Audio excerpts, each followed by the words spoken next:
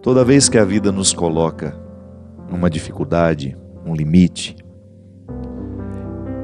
é interessante que a gente enfrente essa dificuldade, esse limite, com o desejo de aprender.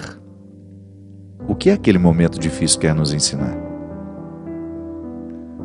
Eu pessoalmente acho que é a única forma que nós temos de fazer valer o sofrimento que a gente sofre, a lágrima que a gente chora, a dor que a gente suporta.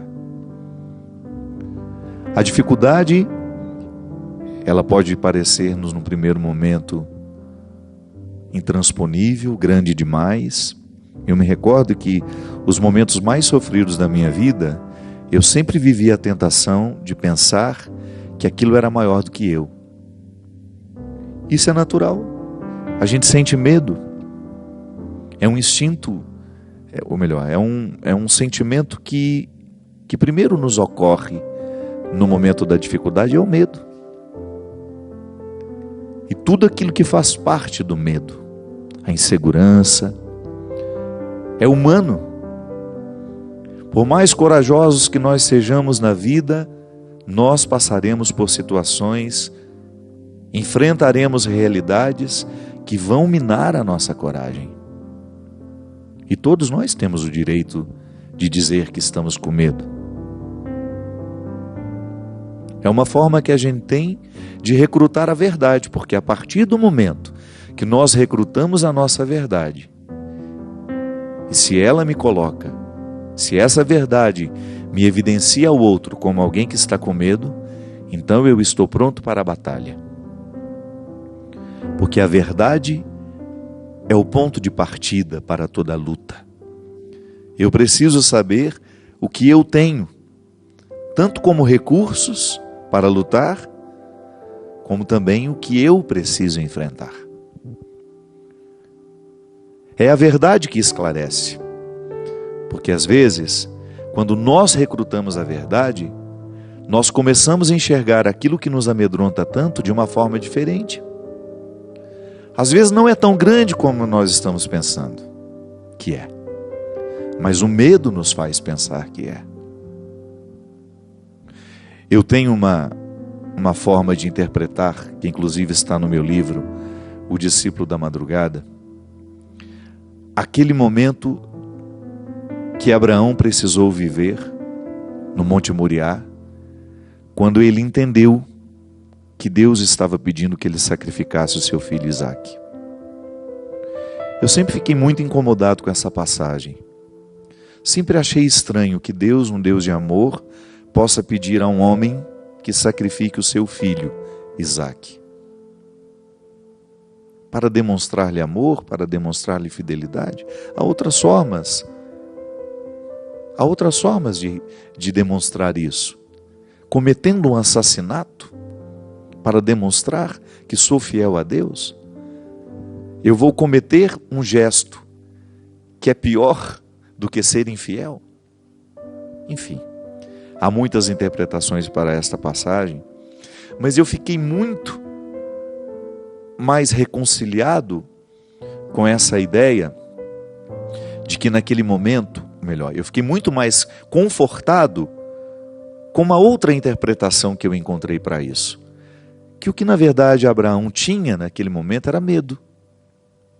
E porque ele estava com medo, justamente o que lhe ocorreu? Deus vai me pedir que eu sacrifique aquilo que eu tenho de mais sagrado. E o que eu tenho de mais sagrado nessa vida? O meu filho. Ele era fruto de uma forma de pensar. Abraão era um religioso. Então ele certamente estava influenciado pelos discursos que ouviu ao longo da sua vida, de que Deus costuma pedir a nós o que nós temos de mais sagrado. E ele, com medo de que Deus pedisse o seu filho, foi justamente o que ele escutou. E o equívoco só se desfez quando ele começou a descer a lâmina para sacrificar o seu filho. E certamente ele se interrogou: meu Deus, o que eu estou fazendo?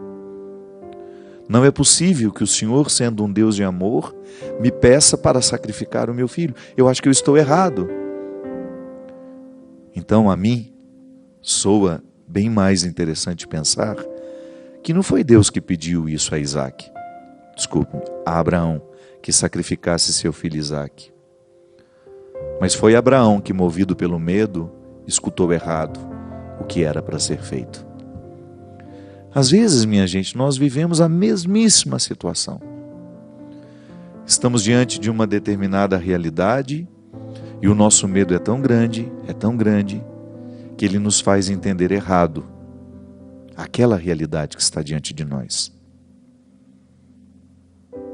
Por isso que é preciso recrutar a verdade. A verdade vai desfazer todos os nossos equívocos para que a gente tenha uma compreensão exata do que nós precisamos enfrentar.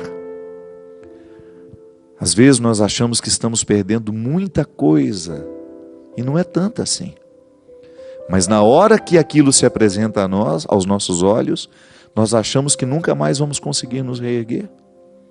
Achamos que aquilo que está sendo arrancado de nós é grande demais para a gente poder continuar sem aquilo. E de repente não. Eu já encontrei pessoas, por exemplo, que perderam um emprego. Eu sei que nós estamos numa época de muito desemprego e nós ficamos muito apavorados quando nos falta aquilo que já era certo.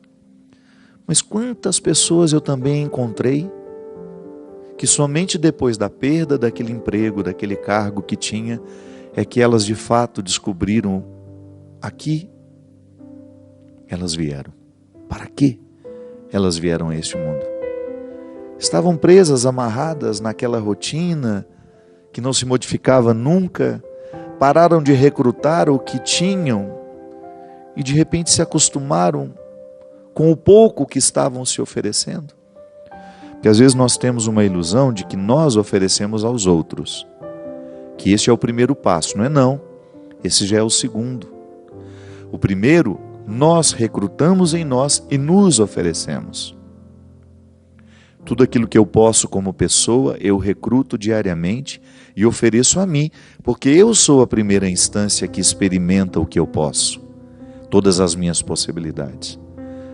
Ainda hoje tuitei sobre isso, né? Que o amor próprio é um recurso da nossa inteligência emocional que não nos permite fazer comparações com os outros. Olha para aquela pessoa, como ela é muito mais bonita do que eu, como ela é muito mais inteligente, como ela é muito mais capaz. Isso é injusto demais. Não é justo você olhar para o outro e comparar-se. Porque o outro, ele nunca vai ser como você, porque ele é outra pessoa. E você nunca vai ser como ela, porque você é outra pessoa. Agora, ocupe-se do que você pode se oferecer. Pare de prestar tanta atenção no que o outro já ofereceu de si e depois ofereceu aos outros, e você vai descobrir o que você pode descobrir dentro de você. E o amor próprio é justamente esse primeiro movimento, é a primeira instância do amor, que eu pessoalmente gosto de compreender como um presente que Deus me deu. Santo Agostinho fala isso de forma tão sofisticada e simples ao mesmo tempo. Ele nos amou para que tivéssemos amor com que amar. Então, o amor próprio é essa primeira reserva de amor que nós recebemos, que funciona como uma espécie de imunidade espiritual afetiva. Eu faço uma experiência de amor comigo, eu me cuido, eu tenho preocupação com a minha saúde, eu tenho zelo pelo meu corpo, eu tenho zelo por aquilo que entra no meu ouvido, que vai influenciar a minha mente. Não faço questão de guardar mágoas, rancores. Por quê? Porque são sentimentos estragados, que não edificam. Então eu tenho respeito por mim. Eu sou o território da primeira proteção. Sou eu que estou me oferecendo aqui neste momento, numa realidade muito íntima, muito íntima. Por isso eu compreendo que este é o primeiro derramamento de amor que eu recebi, que se chama amor próprio. Neste amor próprio, Deus me ama, me protege, me resguarda, me dá coragem para enfrentar os que desafiam a minha dignidade, aos que não querem me interpretar como alguém de valor. Então esse é o primeiro momento em que eu estou recolhendo tudo aquilo que é próprio, tudo aquilo que faz parte da minha idiosincrasia. Uma palavra difícil, né? Idiosincrasia, o que é isso? Tudo aquilo que diz respeito a mim, tudo aquilo que diz respeito ao ser que você é, as suas características, as suas possibilidades, os seus limites. Então, nesta primeira experiência de amor próprio, eu crio este círculo de proteção. Eu me amo porque Deus me ama. Deus me ama e vai me ajudando a me amar também, a me acolher, a me recolher. E todos os dias, num exercício de auto-amor, eu vou buscando dentro de mim tudo o que é necessário para eu viver melhor. Então, eu me ofereço. Num primeiro movimento de amor, eu me ofereço aquilo que eu tenho de mais precioso. E somente depois eu começo a oferecer aos outros. Essa experiência, minha gente, ela é fecunda. E é ela que nos realiza. Então, às vezes, uma dificuldade chega e nos acorda para a gente perceber que nós paramos de cavucar na terra da nossa essência, que nós ficamos acostumados àquele pouco que aquele trabalho, que aquela função, que aquele grupo de amigos estava me recrutando. É por isso que o desafio é sempre positivo na nossa vida. Você olha para aquela transferência, você olha para aquela perda, e num primeiro momento, qual é a tentação? Pensar, não sobreviverei fora do que eu já estou acostumado. E de repente, essa transferência, essa perda, essa mudança, é apenas uma batida na porta, que Deus está fazendo questão de vir pessoalmente bater na porta da sua vida, do seu coração, para que você perceba que você é muito mais do que você imagina ser. Que você ainda não se ofereceu nem a metade do que você pode se oferecer. E porque você ainda não se ofereceu, porque você ainda não descobriu, ainda não revelou a você, é claro, é natural que você não tenha oferecido também aos outros. Você não sabe que tem? Como é que você vai oferecer ao outro algo que você nem sabe ter? Mas às vezes nós descobrimos que temos com o próprio movimento da vida, volto a dizer, através de uma perda, de uma mudança, que num primeiro momento parece nos assustar, mas depois se mostra absolutamente frutuosa, porque abriu a nossa mente, o nosso coração, o nosso jeito de sentir e de pensar, o ser que somos e o ser que ainda podemos ser. Eu pessoalmente já vivi muitos momentos em que eu achei que não suportaria. Primeiro porque eu sou dramático, né? Eu sou naturalmente dramático.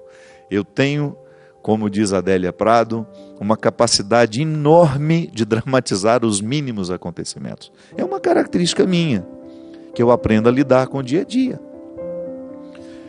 Eu tenho aquela tendência de achar que não tem solução, que agora... Mas não. Então, domando esse jeito de ser, eu fui aprendendo que eu preciso acolher aquilo que a vida está me oferecendo. E eu me surpreendi muito em situações que eu achava que estavam elas trabalhando contra mim, e de repente eu descobri que a partir delas eu teria a oportunidade de ter acesso ao meu coração de um jeito muito novo. Eu pessoalmente acho que é muito positivo a gente conviver com pessoas, por exemplo, que nos ajudam a ter um acesso novo ao nosso coração. Quando nós estamos muito viciados pela forma como os outros nos veem, a gente corre o risco de se ver também de forma viciada. Porque o outro nos vê sempre do mesmo jeito, e isso às vezes paralisa a nossa capacidade de nos ver de uma forma diferente. Pode ser que você esteja viciado na maneira como você se vê, porque os outros que estão ao seu redor lhe veem sempre do mesmo jeito. E às vezes uma mudança, de repente você descobre uma pessoa nova que lançou um novo olhar sobre você, que lhe fez uma pergunta fundamental, que lhe fez pensar naquilo que você antes não tinha pensado sobre você? É tão interessante quando nós cavamos na terra do coração e descobrimos que ali há novidades que foram vistas por uma outra pessoa que estava de fora.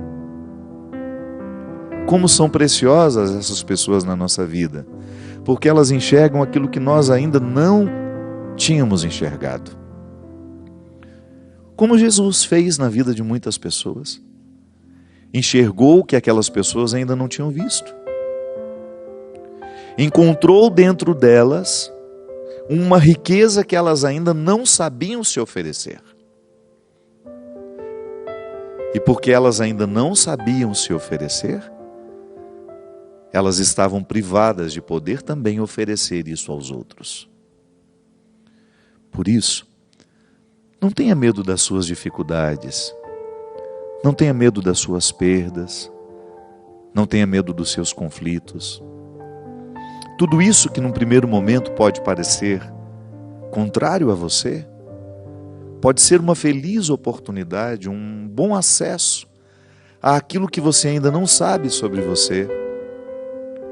Há uma força que ainda está oculta e que virá à tona à medida em que você permitir que a própria realidade conflituosa lhe ajude, lhe motive a buscar o que você não sabia possuir.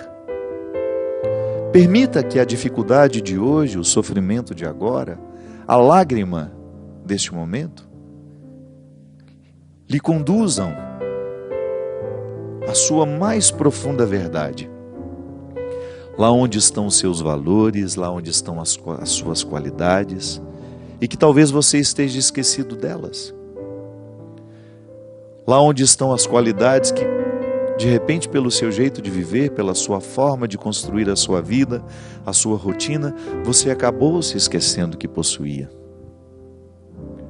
Nada pode nos empobrecer mais do que nós possuirmos riquezas e não termos à disposição essas riquezas.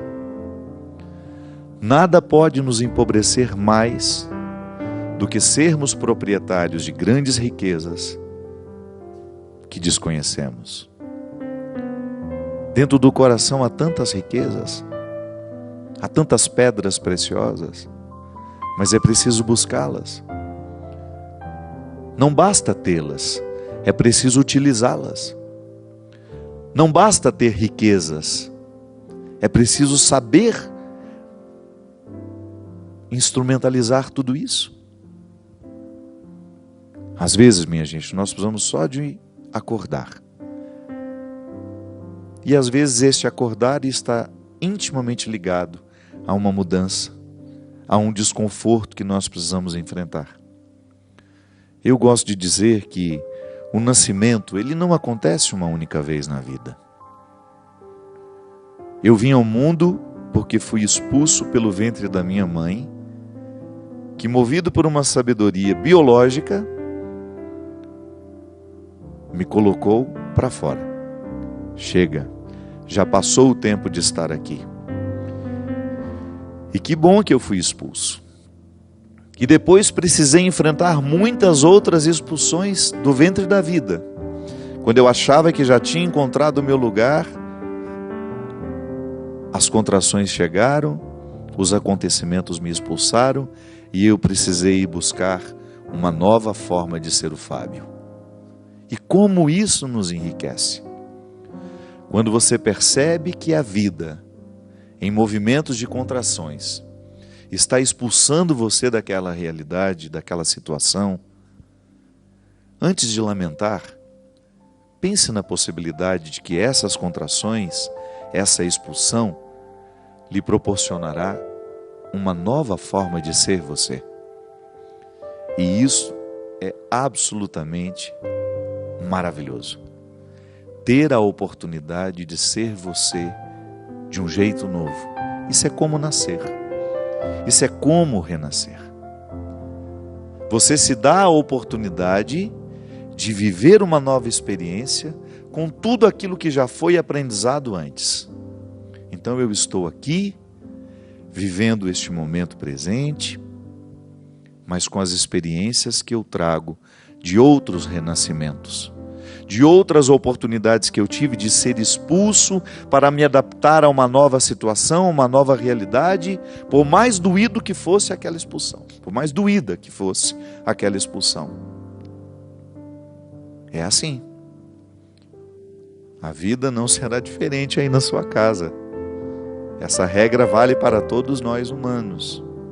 Você pode observar que as pessoas mais interessantes que você encontrou pela vida são aquelas que souberam administrar bem os seus conflitos, as suas lutas, as suas dificuldades. Porque são os conflitos, são as dificuldades, são as expulsões que vão nos amadurecendo. Nós vamos descobrindo novas formas de ser quem somos a partir das dificuldades. É assim que nós crescemos. E é assim que nós vamos crescer. A regra não vai mudar. Não. Precisaremos enfrentar os nossos conflitos se quisermos, se pretendemos alcançar o que temos de melhor e que ainda está adormecido em nós. Nós vamos para um rápido intervalo e a gente volta já já com o programa Direção Espiritual.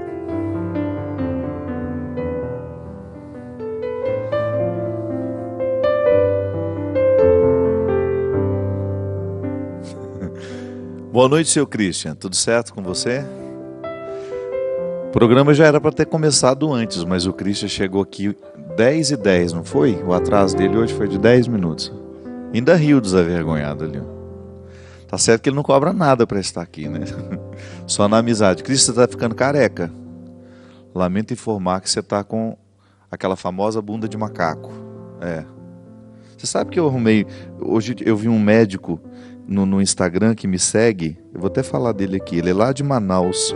Estava me oferecendo para fazer implante na cabeça. Dr. Pedro Veras. Não, o método dele, eu já sabia. Eu, na verdade, tomei conhecimento vindo para cá. Eu já tinha escutado que em Manaus tinha uma técnica moderníssima de implante de cabelo, que você não faz aquele scalp mais como no passado as pessoas faziam.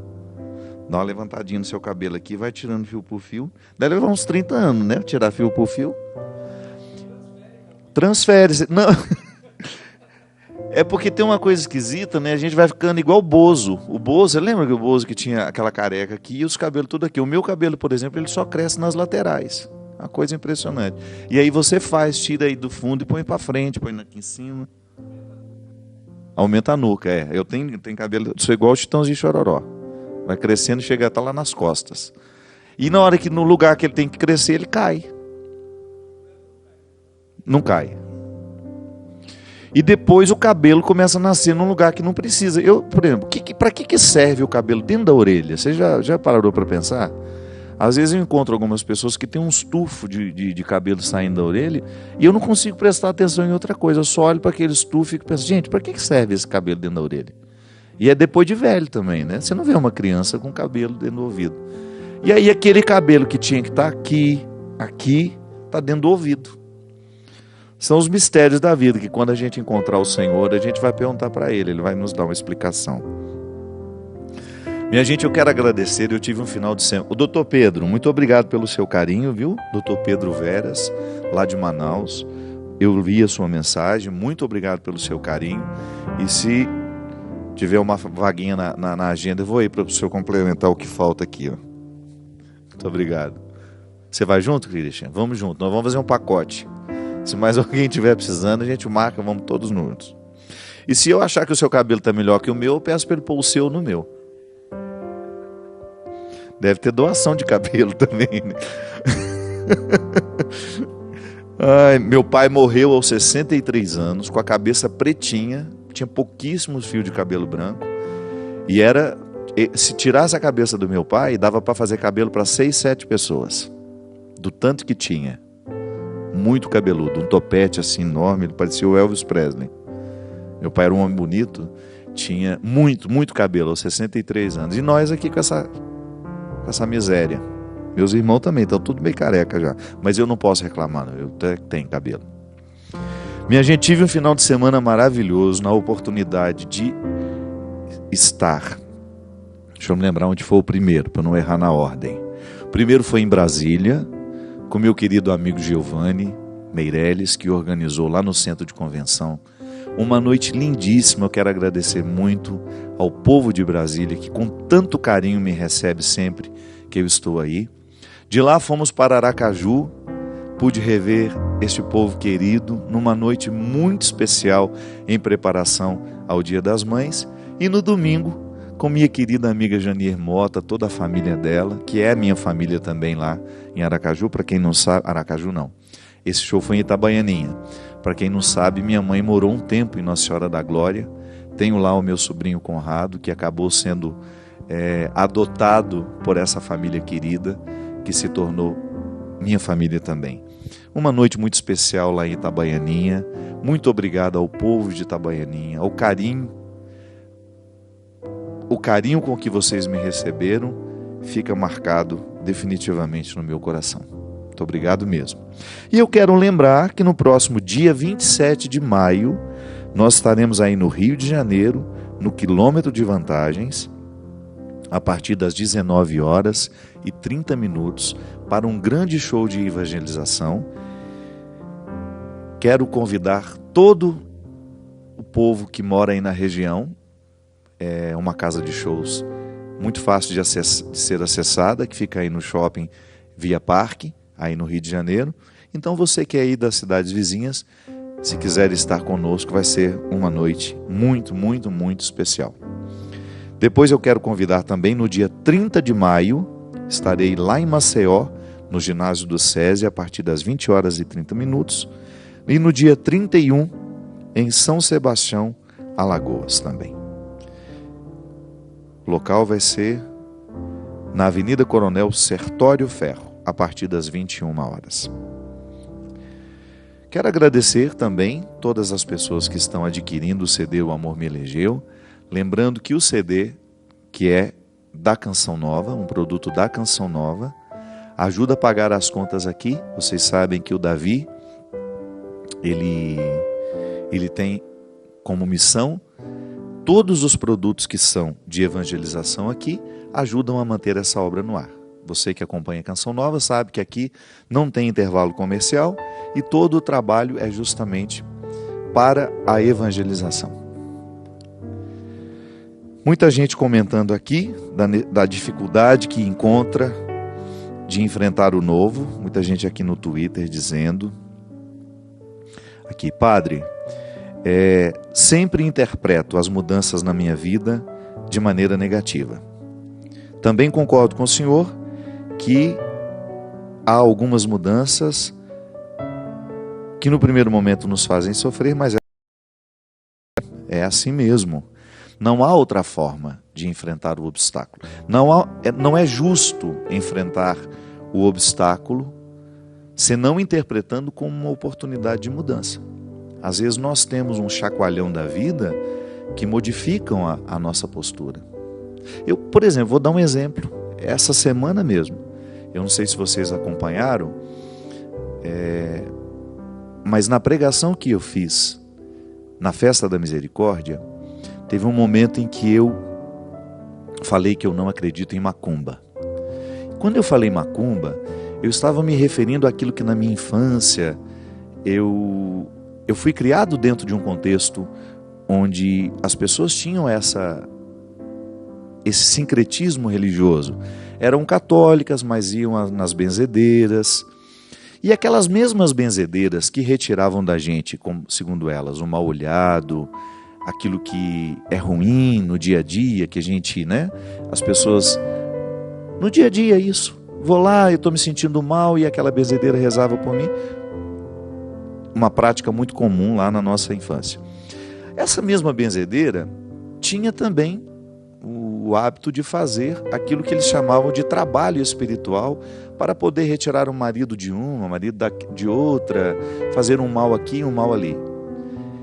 E no momento que eu fiz essa pregação aqui na Canção Nova, eu falei justamente disso, que nós cristãos não acreditamos no poder que uma pessoa tem de fazer mal a nós através de um trabalho espiritual, porque nós estamos revestidos pela força do Cristo ressuscitado. Só que eu fui muito infeliz, eu fiz uma piada que soou ofensiva aos ouvidos de muitas pessoas e eu compreendo perfeitamente. Às vezes nós estamos acostumados a falar de uma determinada situação deste ou daquele modo e culturalmente aquilo foi ficando socializado e a gente nunca se incomodou. Até que alguém que está do outro lado se sente incomodado com a nossa piada, com a maneira como a gente fala as coisas. E foi muito positivo, porque quando o Babalorixá fez uma notificação pedindo que eu me retratasse daquela forma, daquele jeito de dizer, eu pensei que de fato nós precisamos ter muito cuidado. Eu sou um pregador que fala com muitas religiões. E eu fico muito feliz que o programa de direção espiritual não atinja somente católicos. Ele atinge muitas pessoas de outras religiões. E eu pessoalmente acho, sim, que nós temos direito de acreditar e de não acreditar.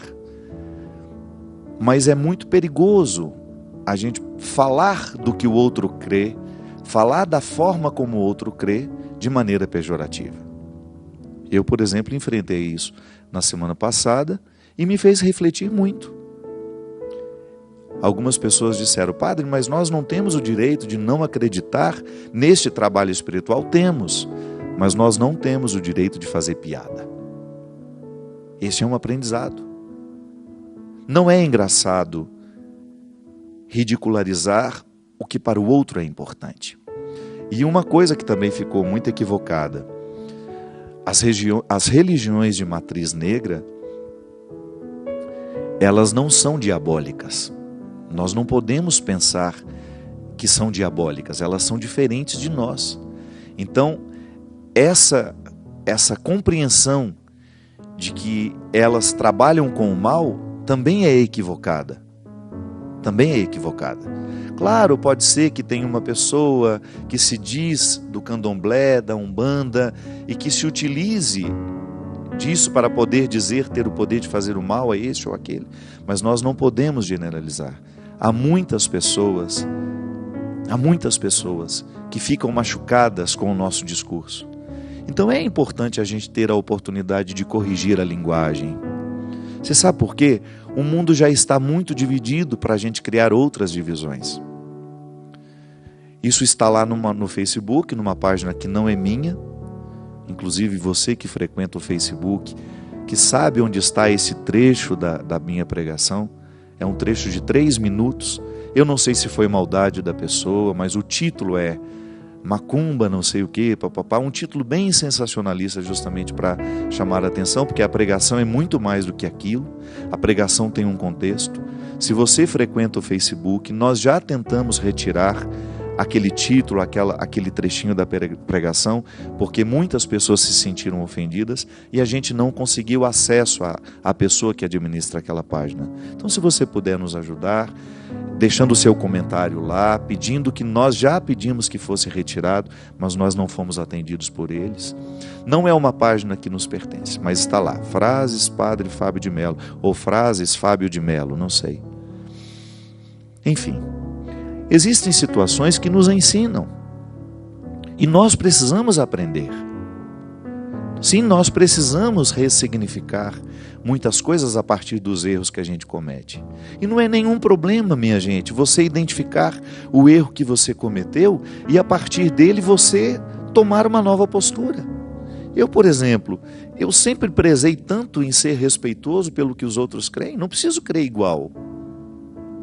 Eu não tenho obrigação de crer igual a ninguém, mas eu não tenho o direito de desprezar a forma como o outro crê. Eu continuo tendo o direito de ter a minha crença e de falar sobre tudo aquilo que eu creio, mas o meu discurso não pode passar pelo deboche, ele não pode ser permeado por expressões que venham ridicularizar o que para o outro é especial. Da mesma forma como nós cristãos também não gostamos das piadas que fazem do cristianismo. Nem tudo é engraçado. Pode parecer engraçado ao outro, mas não àquele que é o destino da piada. Por exemplo, é muito simples. Eu não gostaria que alguém pegasse uma fotografia da minha mãe e fizesse uma piada com ela, porque iria me ofender profundamente. Ofende alguém que eu amo. Então só a partir daí nós já entendemos que nem tudo é engraçado. Ridicularizar quem é importante para o outro, ridicularizar o que é importante para o outro, não é engraçado.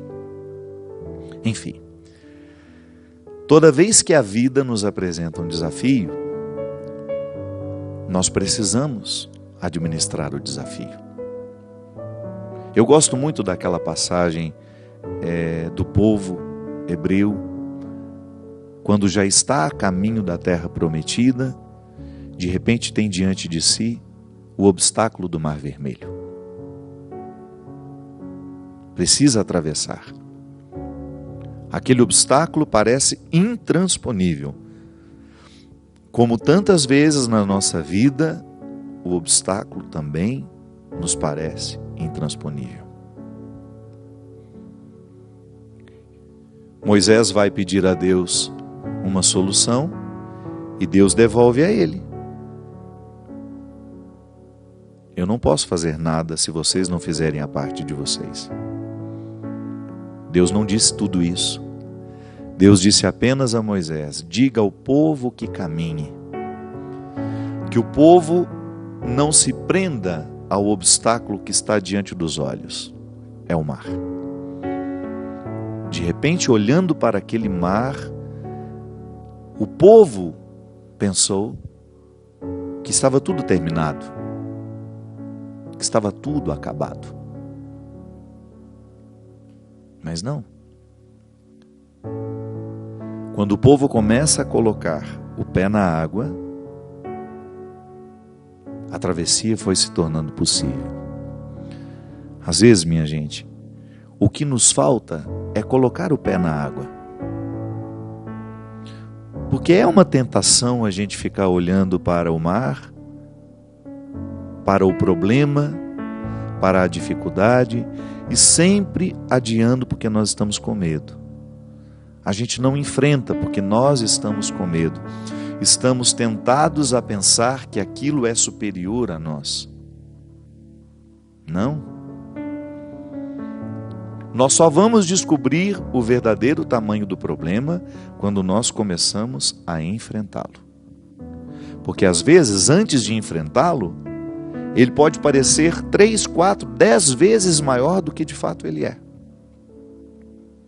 Mas a partir do momento que nós começamos a estabelecer com ele uma relação justa, que é justamente de aplicar soluções para ele, nós vamos percebendo que ele não é tão grande assim. Eu não sei. Tudo nessa vida pode ser contornado, pode ser suportado, se nós estivermos dispostos. Eu sei que há dores que num primeiro momento parecem intransponíveis. Eu já falei aqui várias vezes, continuo dizendo. Ver uma mãe perder um filho, por exemplo, é uma dor que parece não ter solução. Mas a própria Janier, essa amiga minha que eu citei lá de Itabaianinha, ela perdeu o Gabriel, o filho dela, afogado na piscina. Você já imaginou? Você ver o seu filho caçula morrer afogado na piscina da sua casa, naquele lugar que representa para todos o lugar do lazer, da alegria. Você já imaginou você ter que retirar o seu filho dali, sem vida? E eu me lembro que quando conheci Janier, Jânia, Lígia, que estavam justamente numa peregrinação comigo, eu tinha entrado na vida da Janier porque eu fui a primeira pessoa que ela passou a ouvir depois daquela tragédia toda. E eu me lembro que logo em seguida eu comecei a ter com ela primeiro uma identificação, né? Eu vi minha mãe perder filho e naturalmente eu comecei a ter uma sensibilidade para sentir essa dor, para sentir junto. E à medida que eu fui convivendo com a Janier, eu percebi que ela ainda não tinha superado aquele acontecimento, porque ainda faltava retirar o filho da água. Aquele corpo frágil, pequeno, já tinha sido sepultado, mas dentro dela, ela ainda não havia retirado ele da água. Continuava ali, aquele cadáver espiritual, né? Aquele morto emocional que não foi sepultado, que não foi resolvido. Por quê? Aí são muitos sentimentos. Tinha culpa. É impressionante como, diante de uma tragédia como essa, nós temos a tentação de pensar que somos culpados. Nós temos a tentação de pensar que nós poderíamos ter feito diferente. Sim, só que o acontecimento já está ali. É inalterável. Não há nada que se possa fazer agora para modificar o antes. Então ela tinha um conjunto de situações, de sentimentos em relação à morte do filho que não tinham sido resolvidas. E que a gente só resolve por meio da conversa, minha gente. Eu admiro muito os bons terapeutas, porque eles nos põem para falar. E quando eu falo os bons terapeutas, eu me refiro àqueles que nos atendem em seus consultórios, mas eu me refiro também aos amigos que são naturalmente terapeutas, que despertam a nossa confiança e o desejo de contar o que está nos angustiando. Porque não é com todo mundo que a gente tem abertura, não é para todo mundo que nós temos vontade de contar as nossas verdades. Quando nós temos experiências de amizades terapêuticas, quando nós temos a oportunidade de viver a fraternidade terapêutica, nós verbalizamos muito o que nos incomoda.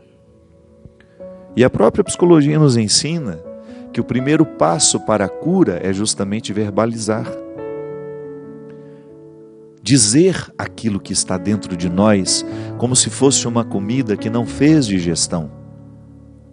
Sim, nós falamos de digestão emocional também. Não é só o alimento que a gente come que precisa ser digerido para que não nos faça mal. Se você tem uma indigestão alimentar, você fica indisposto. Mas os sentimentos também precisam ser digeridos. É a digestão emocional.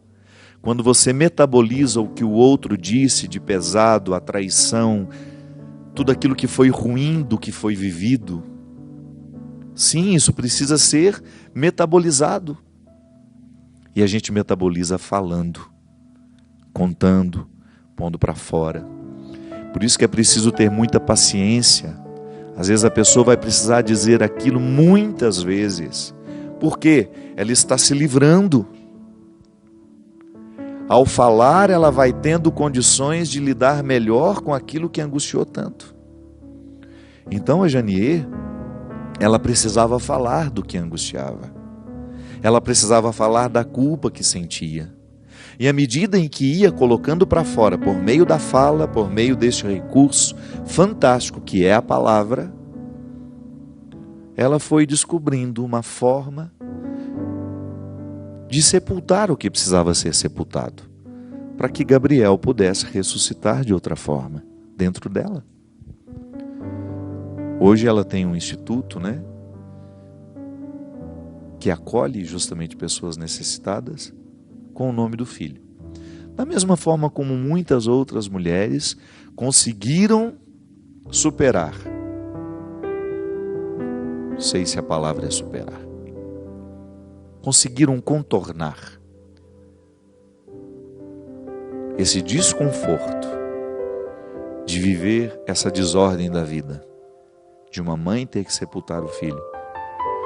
Conseguiu contornar toda aquela dor, todo aquele sofrimento, fazendo alguma coisa pelos outros. Aí sim, um processo terapêutico que nos encaminha, que nos faz chegar pelos caminhos da dor a um aprendizado que nenhuma alegria poderia nos fazer chegar. Por isso é preciso dizer. Por isso nós precisamos do processo terapêutico, seja no consultório ou seja a partir de amigos saudáveis, que nos permitem a experiência da catarse, da purificação, da limpeza emocional que nós podemos fazer quando falamos e somos ouvidos. Sim, porque não basta falar. É preciso perceber que o outro lhe escuta, né? Nem sempre nós falamos e somos escutados. Às vezes nós falamos, o outro está diante de nós, mas ele não nos ouviu. Ele não viveu com a gente aquele momento. Por isso que eu digo que é tão importante a gente ter espaços saudáveis de convivência, onde o que a gente fala é escutado. Isso faz a cura acontecer dentro de nós. Por isso o padre, ainda é, por mais que tenha se perdido o significado disso, do ir contar os pecados, do ir fazer uma direção espiritual, como isso cura o coração das pessoas. Eu admiro muito na nossa vocação essa oportunidade de ouvir, de sermos pessoas de confiança. O padre, ele naturalmente deve ser um homem de confiança das pessoas. Eu não posso banalizar o que você me conta. Eu não posso ser um fofoqueiro que banalizo o que você me falou, que saio dizendo para os outros as suas fraquezas, aquilo que você me confessou, aquilo que você me contou. Não. Um dos primeiros aprendizados que nós precisamos ter como padre é justamente o respeito pelo que o outro nos fala, porque as pessoas estão necessitadas de serem ouvidas. Por isso, não tenha medo de dizer o que você precisa dizer. Verbalize. Procure um lugar, procure alguém que tenha condições de lhe ouvir. Quem sabe assim você vai descobrir que aquilo que você está enfrentando não é tão grande quanto lhe parece.